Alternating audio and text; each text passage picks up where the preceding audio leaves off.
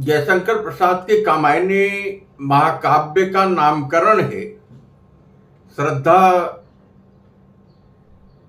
को ध्यान में रखकर महाकाव्यकार ने किया है।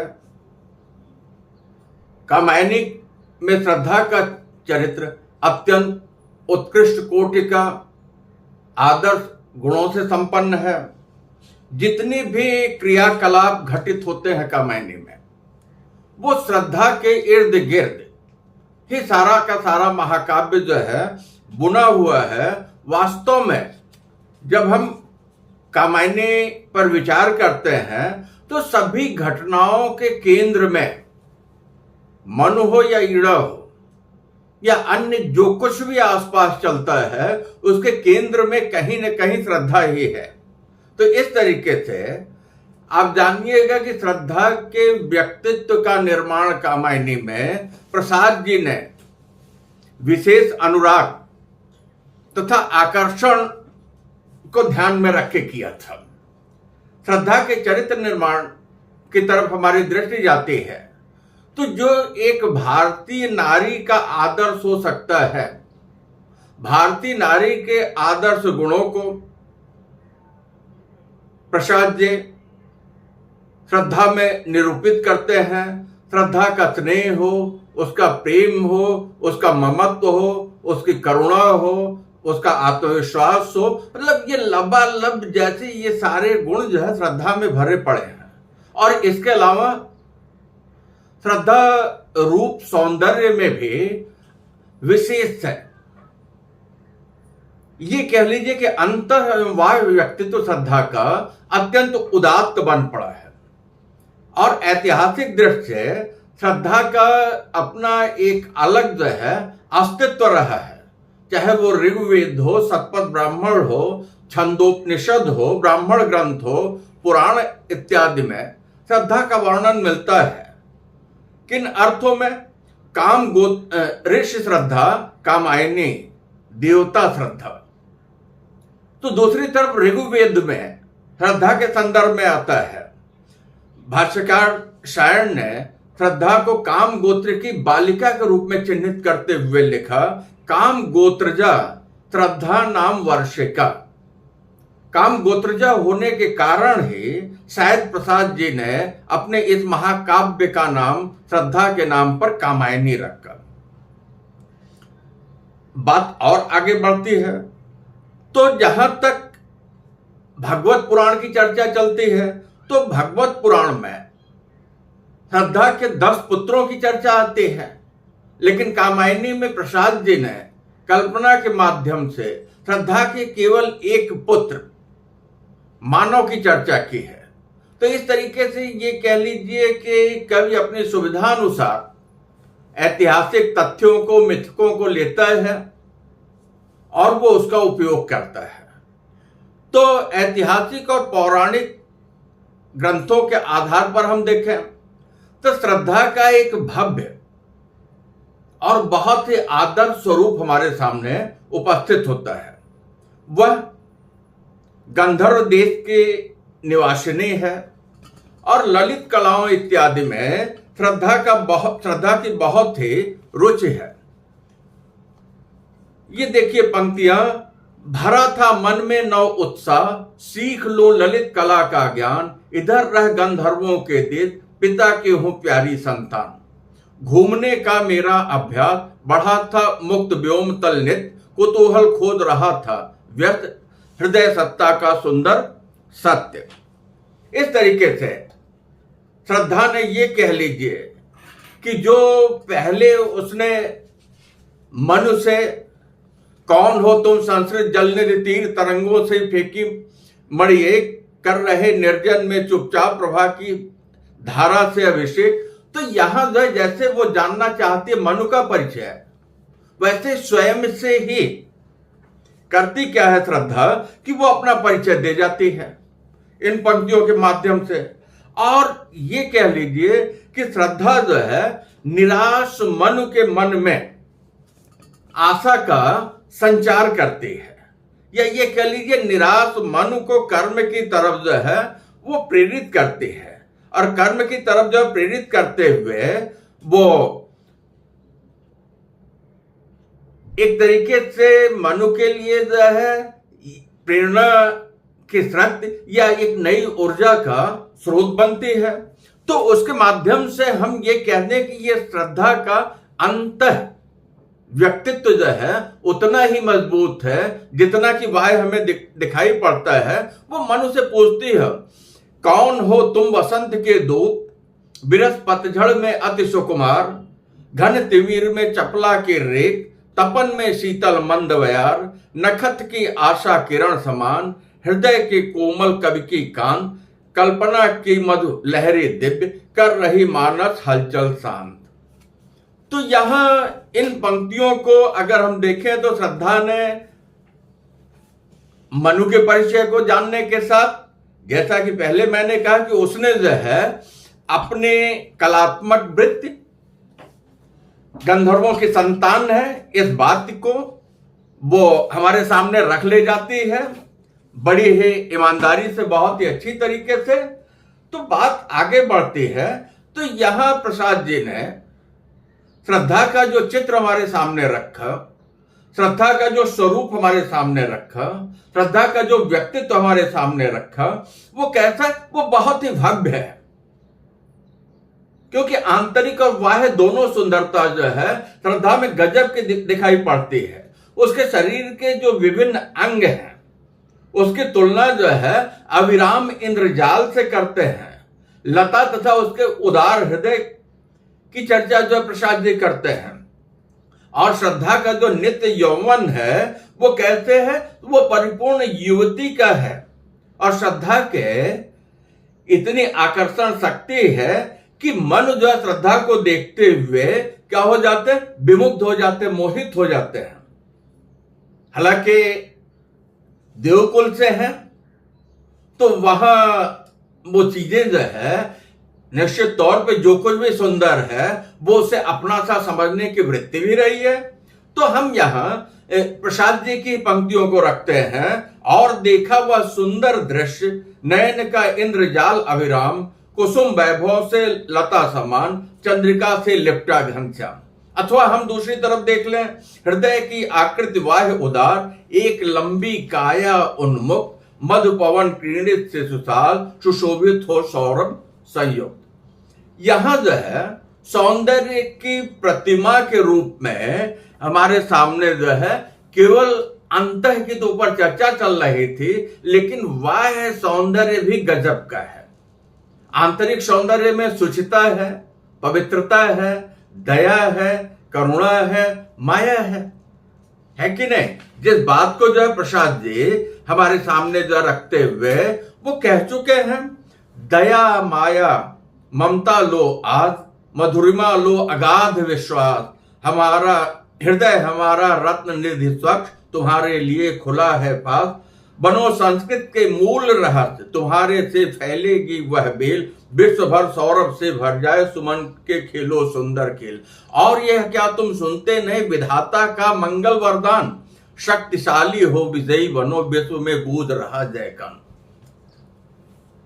इन पंक्तियों से होकर निकलते हुए प्रसाद जी ने हमारे सामने जिस श्रद्धा को रखा, वो श्रद्धा जो है लबालब ये कह लीजिए कि भारतीय स्त्री के आदर्श अंतःयों बाह्य व्यक्तित्व से संपन्न है।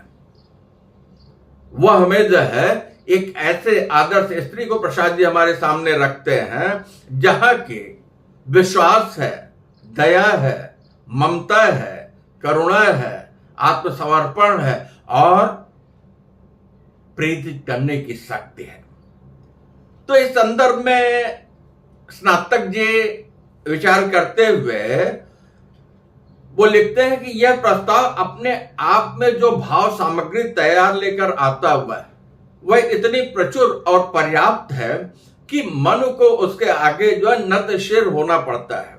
मनु श्रद्धा को अपने समीप पाकर उसकी मानसिक तृप्ति से अनुरूप भाव सामग्री नहीं देते, किंतु श्रद्धा अपनी ओर से अपना सब कुछ अर्पित करने में कुछ भी उठा नहीं रखती। यहां हम ध्यान दें तो यहां श्रद्धा का जो आत्मसमर्पण है और उसके अंदर जो मानवोचित गुणों को जो है कवि ने व्यक्त किया है, वो मनु के एकाकीपन को दूर करने के लिए दया और करुणा के कारण मनु को वो आत्मसमर्पण कर देती है। आत्मसमर्पण में व्यक्ति स्वतः ही स्वार्थ की अपेक्षा मंगल की लोक कामना की तरफ जो है गति करता है। इस तरीके से अगर हम श्रद्धा में देखते हैं तो श्रद्धा में हमें जो व्यक्तित्व दिखाई पड़ता है, एक आदर्श पत्नी का चित्र उभर कर जो कामायनी में हमारे सामने आता है, जब वासना सर्ग में के प्रारंभ में मनु तथा श्रद्धा के पारस्परिक संबंधों को चित्रित करते हुए प्रसाद जी हमारे सामने रखते हैं।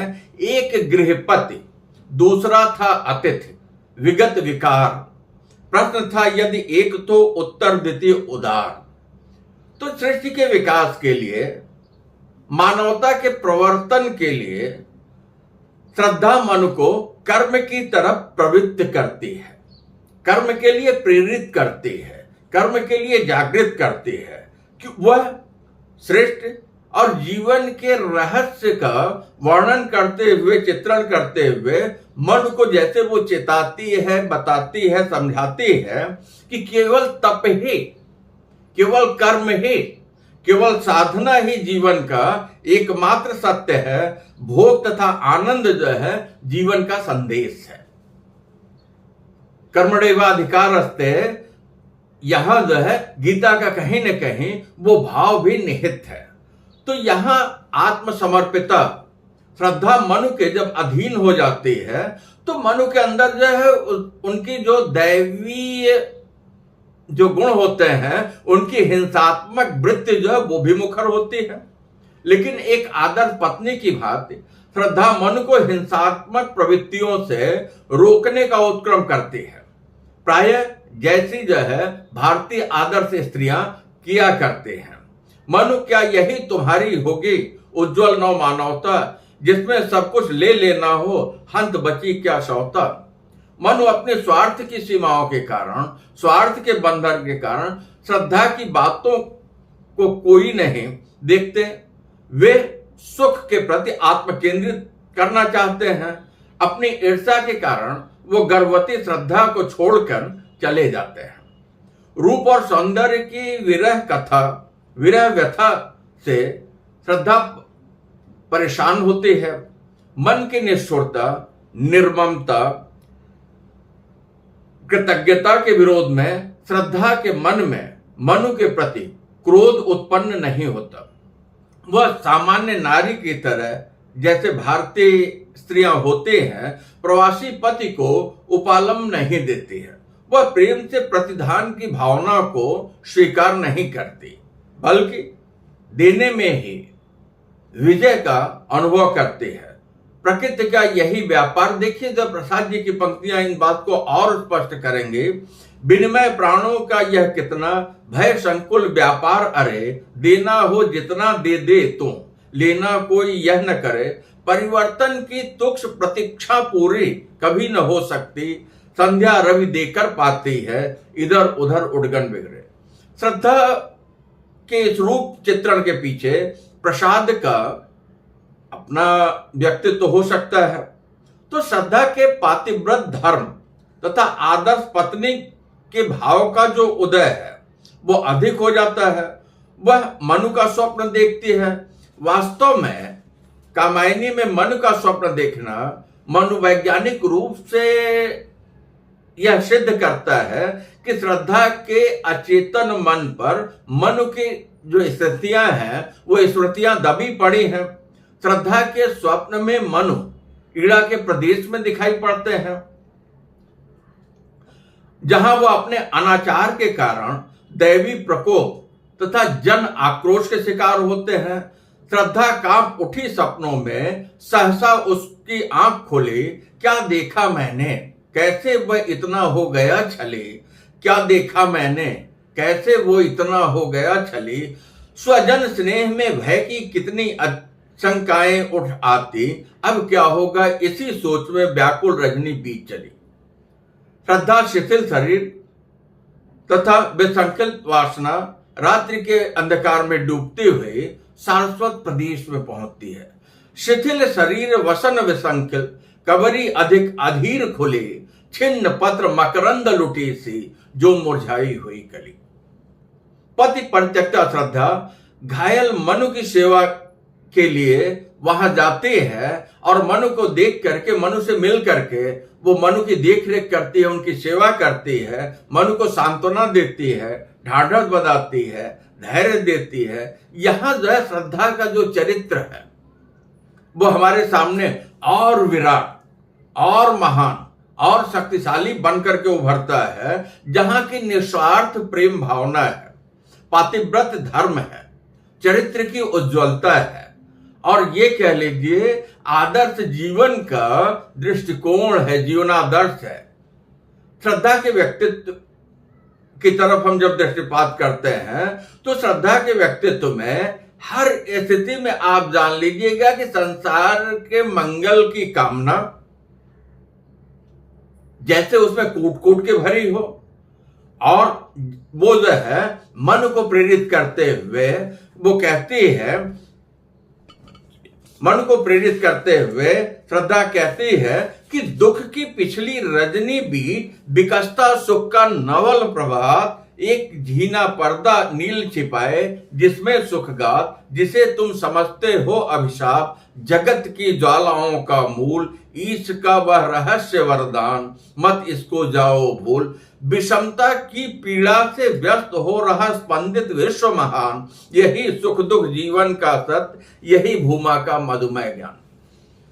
तो यहां आप जो देखिए तो श्रद्धा जो करती क्या है कि मन को कर्म की तरफ प्रेरित करते हैं और उन्हें जो है समरसता के सिद्धांत का पाठ पढ़ाते हैं कि तुम एक यह विस्तृत भूखंड, प्रकृति वैभव से भरा अमन, कर्म का भोग भोग का कर्म, यही जड़ चेतन का आनंद।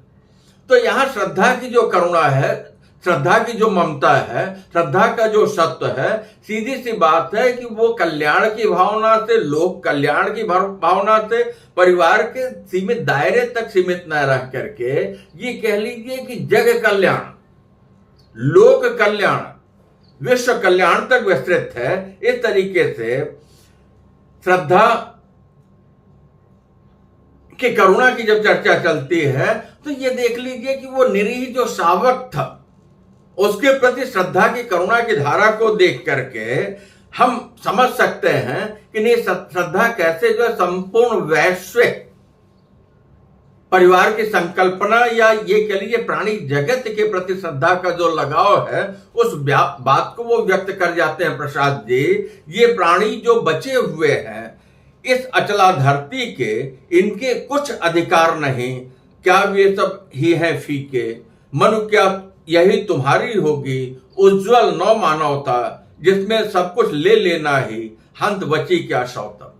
इस तरीके से श्रद्धा जब प्राणी जगत के प्रति मनु की जिम्मेदारी, मनु को उसकी जिम्मेदारियों का एहसास कराते हैं और कहते हैं कि नहीं, तुम्हारी जो नई रचना होगी, तुम्हारी जो नई मानवता होगी वो कैसी होगी, क्या वहां जो है ये बचे हुए प्राणी सुखी नहीं रहेंगे।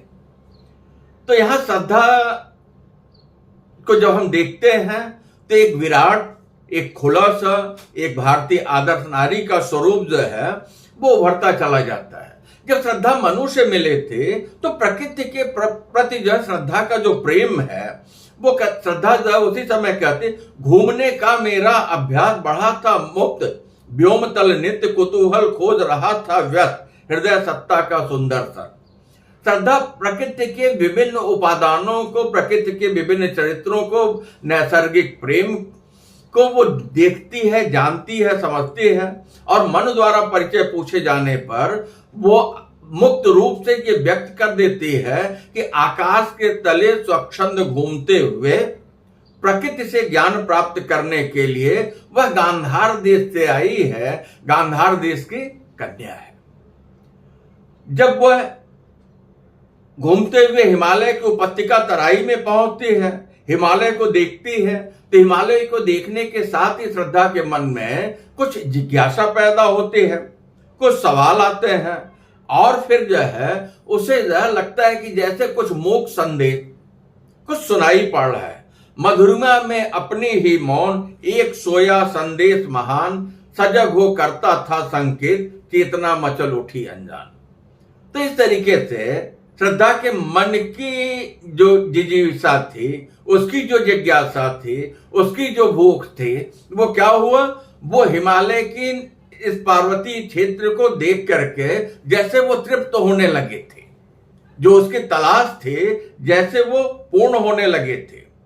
श्रद्धा जो है एक गृहिणी के रूप में भी हमारे सामने आती है।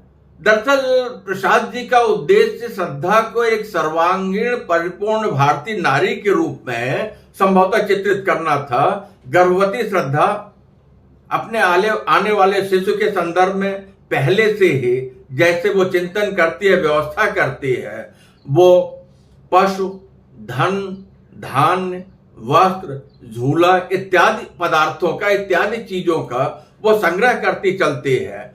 तो जब मनु मृगया के लिए वन में भटकते रहते हो तो वो घर में रह करके तकली पे सूत काटती है। मैं बैठी गाती हूं तकली के प्रतिवर्तन में स्वर विघोर, चल रही तकली धीरे धीरे, प्रिय गए खेलने को अह।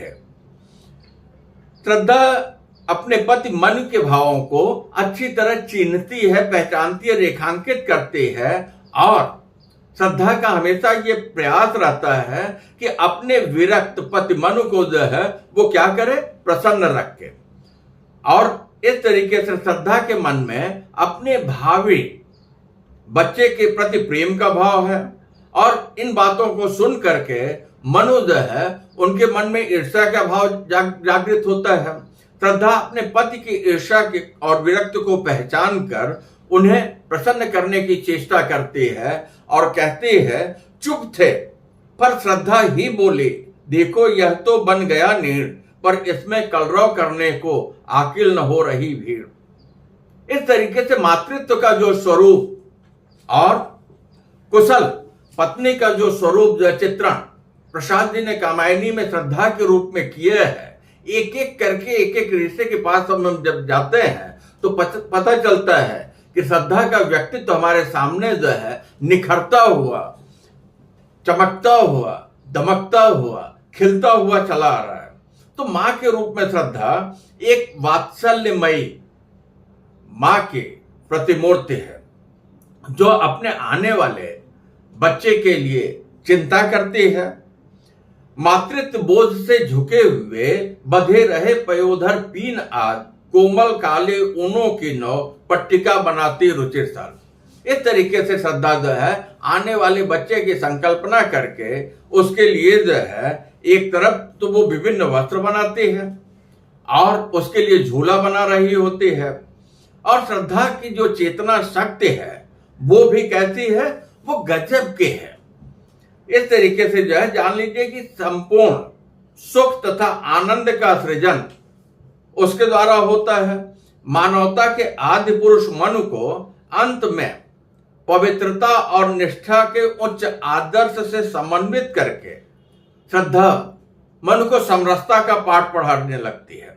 श्रद्धा की उदारता, उसके निर्विकार मातृभाव, सर्वमंगल, लोक मंगल, जल मंगल की कामना, पर दुख कातरता आदि विशेषताओं को जब हम रेखांकित करें तो श्रद्धा हमारे सामने भौतिकता की सीमाओं से परे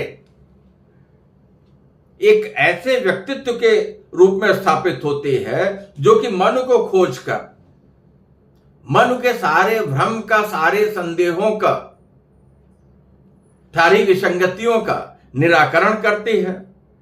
कोलाहल तथा दुखों से पीड़ित मन को की आंतरिक शक्ति के लिए वो हिमालय की उच्च भूमि पर ले जाती है। यहां इच्छा, क्रिया और ज्ञान जिसे तीन गोलकों के रूप में दिखाकर मन को यह बताते हैं कि मन की स्थिति उसके बीच की ही है। इस त्रिकोण के मध्य बिंदु तुम शक्ति विपुल क्षमता वाले ये एक एक कर स्थिर हो देखो, इच्छा ज्ञान क्रिया वाले ये। ये इच्छा, ज्ञान और क्रिया तीनों को अलग अलग देखा जाए तब तो बहुत ही द्वंद्व की स्थिति होगी, लेकिन इन्हें अगर एक सार होकर, एक तार होकर, समन्वित होकर के देखा जाए तो निश्चित तौर पे जो है ये तीनों गोलक में अगर इच्छा, ज्ञान और क्रिया में अगर सामंजस्य स्थापित हो जाए तो ऐसी स्थिति में हमारी इच्छा की पूर्ति के लिए हमारे पास ज्ञान हो और हम उचित क्रियाशील हैं तो अखंड आनंद की प्राप्ति होगी। तो इस तरीके से हमारे सामने ये देख लीजिए कि श्रद्धा का जो व्यक्तित्व हमारे सामने आता है, मनु के अंदर जो है अखंड आनंद को उत्पन्न करना चाहता है। ऐसे ही श्रद्धा के व्यक्तित्व के पास जाए तो उसका जो सांकेतिक व्यक्तित्व उभर कर भावनात्मक स्तर पर आता है तो वो कैसा, वो एकदम सात्विक रूप में परिलक्षित होता है, दृष्ट होता है। सांकेतिक अर्थों को हमें जो है समझना पड़ेगा। तो कहते हैं कि प्रतीक के रूप में श्रद्धा, सीधे सीधे आप इस बात को जान लीजिएगा, पराशक्ति संपन्न नितंभरा प्रज्ञा के रूप में स्वीकार की गई है। जो व्यक्ति अहम को विश्व अहम का दर्शन कराने में समर्थ है, वह जड़ चेतन की समस्या को सुलझाने का श्रद्धा साधन है। काम ने इसके लिए मनुष्य कहा था, जड़ चेतनता की गांठ वही सुलझन है मूल सुधारों की, वह शीतलता है शांतिमयी जीवन के उच्च विचारों की। तो यह इन पंक्तियों को अगर हम देखें तो श्रद्धा काम से अभिन्न रूप से जुड़ी हुई है और इसी कारण वह धर्म की श्रद्धा से थोड़ी भिन्नता है। वास्तव में कामायनी की श्रद्धा प्रेम का प्रसार करने के लिए ही कामायनी में अवतरित होते हैं, जो कि सायास प्रसाद जी जो है हमारे सामने रखते हैं। यह लीला जिसकी विकट चली वह मूल शक्ति थी प्रेम कला, उसका संदेश सुनाने को संस्कृत में आई वह अमला। तो रागात्मक वृत्ति की प्रधानता के कारण मन को अपने साथ मिलाकर जीवन कर्म की ओर प्रवृत्त करती है। मन जब बुद्ध के प्रति आकर्षित होकर हृदय का साथ छोड़ जाता है तो जीवन शून्य रह जाता है, किंतु जीवन में पुनः एक बार आशा का उदय उस समय होता है जबकि हृदय को संबल मिलता है, सहारा मिलता है, सहयोग मिलता है, कहीं से ऊर्ध्वगामी चिंतन की प्रेरणा मिलती है। तो भौतिकता के प्रतीक सारस्वत प्रदेश में मन को पुनः आनंद लोक में पहुंचाने का श्रद्धा प्रयत्न करती है। मनु कैलाश पर्वत पर त्रिपुर के दर्शन करते हैं, वही इच्छा भाव क्रिया दर्शन करते हैं। उनके मन में चेतना की तीन प्रवृत्तियां जागृत होती हैं, भाव, कर्म और ज्ञान। भाव, कर्म और ज्ञान मतलब भाव वृत्ति, कर्म वृत्ति और ज्ञान वृत्ति। मन तब तक अशांत रहता है मनु का जब तक तीनों वृत्तियों में पृथकता होती है। तीनों को मनु अलग अलग से समझते हैं। इच्छा कर्म को अलग समझते हैं, कर्म वृत्ति को अलग समझते हैं और ज्ञान वृत्ति को अलग समझते हैं। लेकिन तीनों की इस अनेकता को एकता में, समन्वय में जोड़कर जब देखते हैं तो उन्हें असीम आनंद की अनुभूति होती है। और इसे आनंद की प्राप्ति देना ही मन को, जैसे श्रद्धा का जीवन रहा हो, श्रद्धा का प्रिय रहा हो, श्रद्धा का श्रेय रहा हो, श्रद्धा की चाहत रही हो, श्रद्धा की इच्छा रही हो। तो ये जो तीनों वृत्तियों का समन्वय बुद्ध की अपेक्षा हृदय के द्वारा या श्रद्धा के द्वारा ही संभव है। यही कारण जो है हृदय द्वारा ही इनकी पृथकता को, इनके विभाजन को, इनकी भिन्नता को, इनकी अनेकता को समन्वय में परिवर्तित किया जा सकता है, समरसता को पाया जा सकता है। स्वप्न स्वाप जागरण भस्म हो, इच्छा क्रिया ज्ञान मिलय में, दिव्य अनाहत पर निनाद में, श्रद्धा युद्ध मनुबस्तन में। तो इस तरीके से अगर हम देखें तो श्रद्धा के संदर्भ में रागात्मक वृत्ति की प्रतीत होते हुए भी श्रद्धा के अंदर जो है गजब का व्यवहारिक ज्ञान है, और साथ ही साथ जो है श्रद्धा गजब की चेतना संपन्न नायिका के रूप में हमारे सामने जो है कामायनी में आती है। श्रद्धा ने कभी भी जीवन के संघर्षों से पलायन स्वीकार नहीं किया, बल्कि श्रद्धा हमेशा जीवन की तरफ गति करती है, और जीवन की तरफ गति करने के लिए मन को कर्म में प्रवृत्त करती है। इस तरीके से हम देखते हैं तो कामायनी की श्रद्धा हमारे सामने कर्मरत भारतीय नारी के आदर्शों को रखने वाली, अंतर और बाह्य व्यक्तित्व से संपन्न, समस्त स्त्रीयोचित गुणों को धारण करने वाली भारतीय जीवन आदर्शों से संपृक्त है। कामायनी की श्रद्धा डॉक्टर उमेश चंद्र शुक्ल, उप प्राचार्य एवं अध्यक्ष हिंदी विभाग, महर्षि दयानंद कॉलेज, बरेली, मुंबई। हार्दिक धन्यवाद।